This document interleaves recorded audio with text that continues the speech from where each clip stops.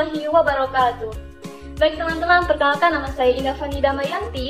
Di sini saya akan memenuhi tugas individu dari mata kuliah Kepemimpinan Pendidikan, yang mana saya akan menjelaskan materinya yang berjudul Peran dan Fungsi Kepala Sekolah sebagai Pemimpin Pendidikan. Yuk, nggak usah berlama-lama, langsung aja simak penjelasannya. Nah, teman-teman, di sini kita akan membahas materi yang akan dibawakan, yakni peran dan fungsi kepala sekolah sebagai pemimpin pendidikan. Nah, pembahasan yang akan kita jelaskan yang pertama ialah karakteristik pendidikan. Yang kedua, pendidik sebagai subsistem sosial. Yang ketiga, manajemen berbasis sekolah atau MBS. Yang keempat, kepala sekolah sebagai manajer. Yang kelima, kepala sekolah sebagai pemimpin dan supervisor pendidikan. Yang keenam, kepala sekolah sebagai administrator. Yang ketujuh, kepala sekolah sebagai koordinator humas. Baik teman-teman, jadi sebelum kita bahas materi inti, kita harus tahu dulu nih, apa dan siapa kepala sekolah itu. Jadi, kepala sekolah merupakan jabatan karir yang diperoleh seseorang setelah sekian lama menjabat sebagai guru. Kepala sekolah bertanggung jawab sepenuhnya terhadap berlangsungnya proses pembelajaran di suatu sekolah. Sebagai pemimpin, seorang kepala sekolah dituntut untuk dapat menjadi seseorang inovator, sebab kualitas kepemimpinan kepala sekolah sangat signifikan sebagai kunci keberhasilan bagi proses pembelajaran yang berlangsung di suatu sekolah. Sebelum kita bahas nih mengenai karakteristik pendidikan, kita harus tahu dulu dong apa itu karakter. Jadi, karakter merupakan nilai-nilai perilaku manusia yang berhubungan dengan Tuhan Yang Maha Esa, diri sendiri, sesama manusia, lingkungan, dan kebangsaan yang terwujud dalam pikiran, sikap, perasaan, perkataan, perbuatan, berdasarkan norma-norma agama, hukum, tata krama, budaya, dan adat istiadat. Karakteristik pendidikan. Karakteristik pendidikan di Indonesia ada dua, yakni pendidikan karakter dan karakter sistem pendidikan Indonesia. Yang pertama, pendidikan karakter.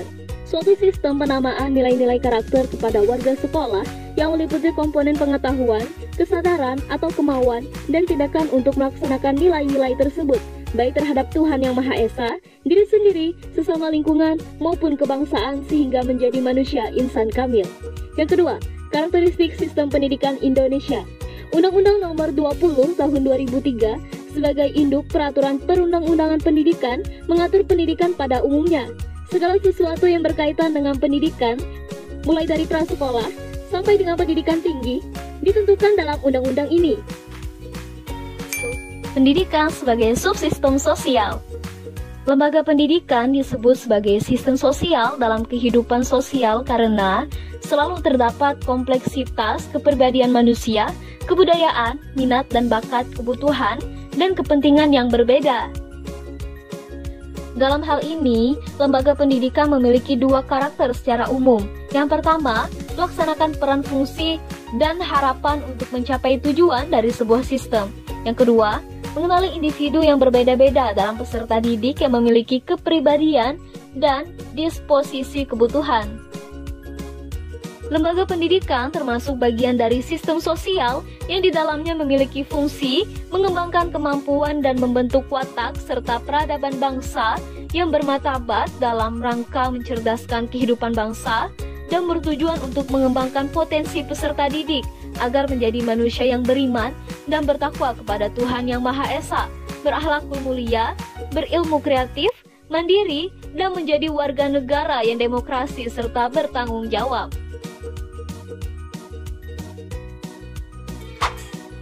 Kita harus mengetahui dulu nih, kenapa manajemen berbasis sekolah dipilih sebagai peningkat mutu pendidikan.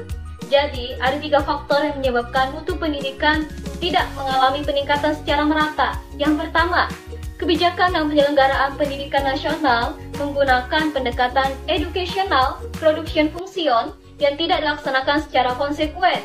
Yang kedua, penyelenggaraan pendidikan dilakukan secara sentralistik, sehingga sekolah sebagai penyelenggara pendidikan sangat tergantung pada keputusan birokrasi, yang kadang-kadang kebijakannya dikeluarkan tidak sesuai dengan kondisi sekolah setempat. Yang ketiga, sangat minimnya peran serta masyarakat, khususnya orang tua siswa, dalam penyelenggaraan pendidikan. Nah, masih mengenai manajemen berbasis sekolah.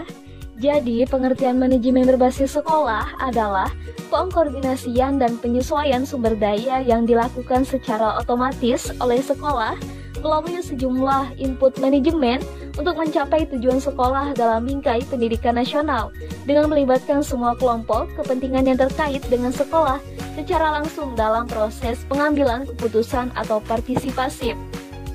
Nah, adapun tujuan dari manajemen berbasis sekolah yang perlu kita ingat nih teman-teman. Yang pertama, mengembangkan kemampuan kepala sekolah bersama guru, unsur komite sekolah atau majelis madrasah dalam aspek manajemen berbasis sekolah untuk peningkatan mutu sekolah.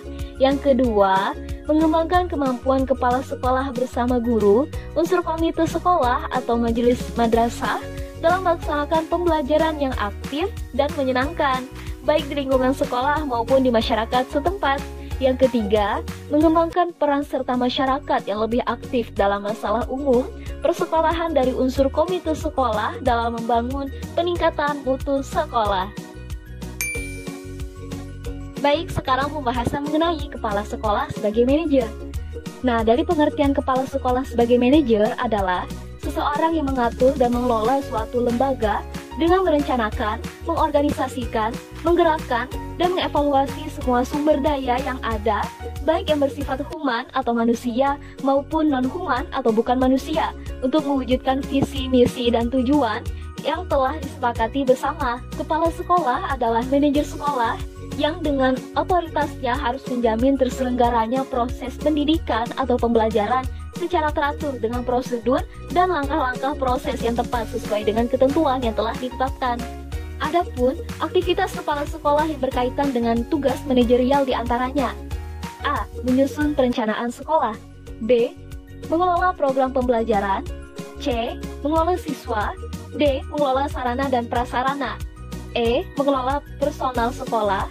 F. Mengelola keuangan sekolah. G. Mengelola hubungan sekolah dan masyarakat. H. Mengelola administrasi sekolah. I. Mengelola sistem informasi sekolah. J. Mengevaluasi program sekolah. K. Memimpin sekolah. Kepala sekolah sebagai pemimpin dan supervisor pendidikan. Kepala sekolah dalam kedudukannya sebagai supervisor berkewajiban membina para guru agar menjadi pendidik dan pengajar yang baik. Bagi guru yang sudah baik agar dapat dipertahankan kualitasnya, dan bagi guru yang belum baik dapat dikembangkan menjadi lebih baik. Sementara itu, semua guru yang baik dan sudah berkompeten maupun yang masih lemah harus diupayakan agar tidak ketinggalan zaman dalam proses pembelajaran maupun materi yang menjadi bahan ajaran.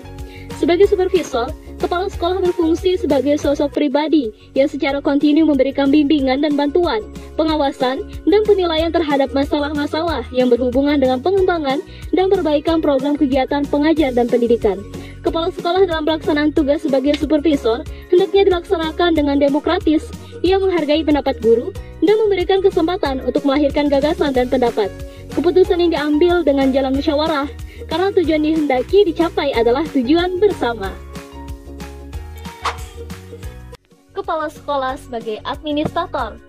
Kepala sekolah sebagai administrator pendidikan perlu menyusun organisasi sekolah yang dipimpin dan melaksanakan pembagian tugas secara wewenangannya kepada guru-guru dan pegawai sekolah sesuai dengan struktur organisasi sekolah yang telah disusun dan disepakati bersama. Dalam menjalankan tugas menjadi seorang administrator, tentu memiliki tugas dan tanggung jawab dalam menyelenggarakan administrasi antara lain. Yang pertama, secara statis bertanggung jawab menyelenggarakan administrasi kurikulum, kesiswaan, personel, keuangan, perlengkapan, dan administrasi hubungan masyarakat. Yang kedua, secara dinamis bertanggung jawab atas tugas manajemen seperti perencanaan, pengorganisasian, pengarahan, pengkoordinasian, dan pengawasan. Yang ketiga, hubungan masyarakat dengan menjalin hubungan baik dengan orang tua siswa, komite sekolah, pemerintah daerah, dan masyarakat luas. Kepala sekolah sebagai koordinasi humas. Kepala sekolah dalam pemenuhan tugasnya dituntut untuk selalu berusaha membina dan mengembangkan kerjasama yang baik antar sekolah dan masyarakat, guna mewujudkan sekolah yang efektif dan efisien. Pemberdayaan masyarakat dan lingkungan sekitar sekolah merupakan kunci utama keberhasilan pendidikan. Peran kepala sekolah dalam hal public relation atau humas harus mencapai beberapa poin di antaranya. A. Mendayagunakan organisasi, orang tua murid dan guru dan organisasi tertentu demi kesehatan dan kesejahteraan anak didik. B. Menggunakan organisasi-organisasi tersebut untuk membantu personal sekolah dalam menentukan, mengembangkan, dan memahami tujuan sekolah. C. Menerapkan kepemimpinan untuk meningkatkan partisipasi orang tua dalam menyelesaikan problem sekolah dan masyarakat. D. Mendorong kunjungan orang tua dan menyediakan fasilitas terhadap kunjungan orang tua ke sekolah dan kunjungan staf ke rumah-rumah siswa. Dan masih banyak lagi.